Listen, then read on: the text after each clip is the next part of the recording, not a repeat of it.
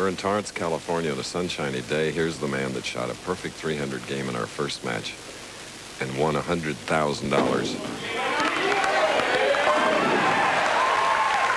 And right here, a tough match against Mats Karlsson from Sweden with a strike in the 7th frame. And here you go with the trajectory of Pete McCordic. He's using a shiny ball in the right-hand lane, trying to hold down his hook. He makes the adjustment for the 2 shots that went high in the 1st and 3rd frames, knocks all 10 pins in the pit. Now on the left-hand lane, as he comes up here in the 8th frame, trailing by 7, he's using a dull ball, which will bite the lane surface a little more, hook a little more. And if he can make it strike, he'll have the lead.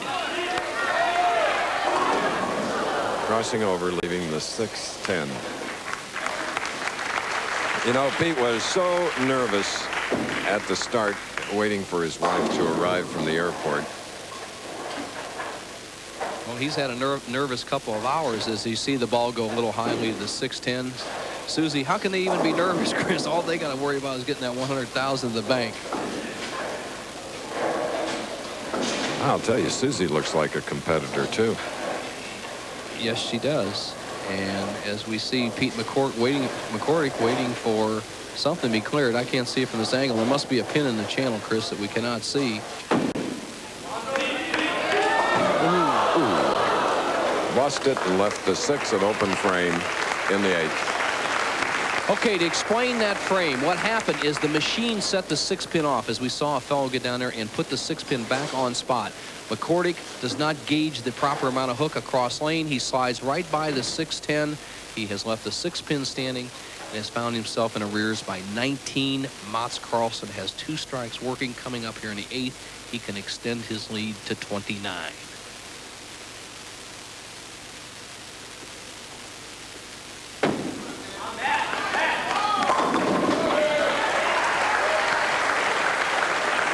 And he does just that. Mats using about the same trajectory as Pete McCordic, a little bit more towards the 2nd arrow, drives all 10 pins in the pit. He looks very sharp, can really put our 300 player Pete McCordic in trouble here with another strike in the 9th frame. That would extend his lead to 39 pins. He would be going at a 239 pace. The best, 236, the best that McCordic can do is 217. Big shot for both players right here. Runner-up in 1984, Rookie of the Year, to John Gant. And the winner of this match will meet John Gant. 4 in a row for Karlsson from Gothenburg, Sweden, home of boxer Ingemar Johansson. Who gave boxing fans in the heavyweight division many a thrill. McCordic must strike. Cannot win if he doesn't strike in the next 3 shots.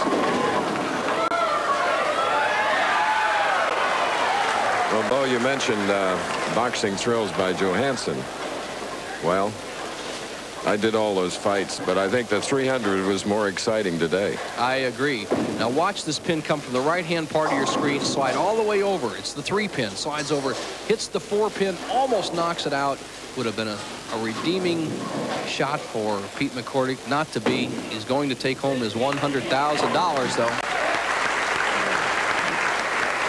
And he can add $5,500 to it, which will help. Not a bad paycheck.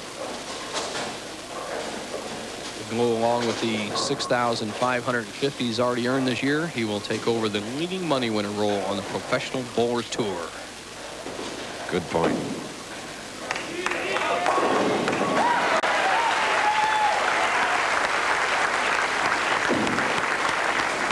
Meanwhile, left-hander John Gant continues to warm up because he will meet the winner. And then the tournament leader, looking for his first title, Ricky Corona, from the Oakland, California area.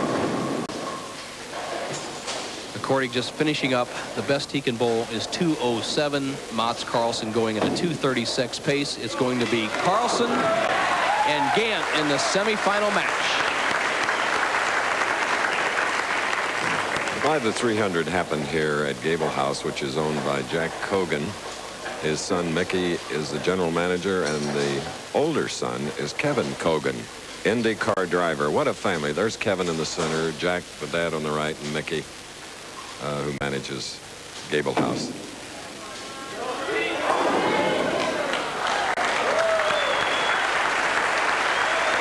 So it's a 2:06 to go along with a perfect 300 game for Pete McCordic of Houston, Texas.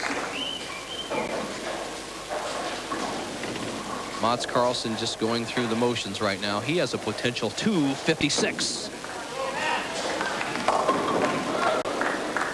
All right, there is your winner. He'll meet John Gant. Let's join Nelson Burton Jr. and learn more about bowling. Here is an important tip for all of you.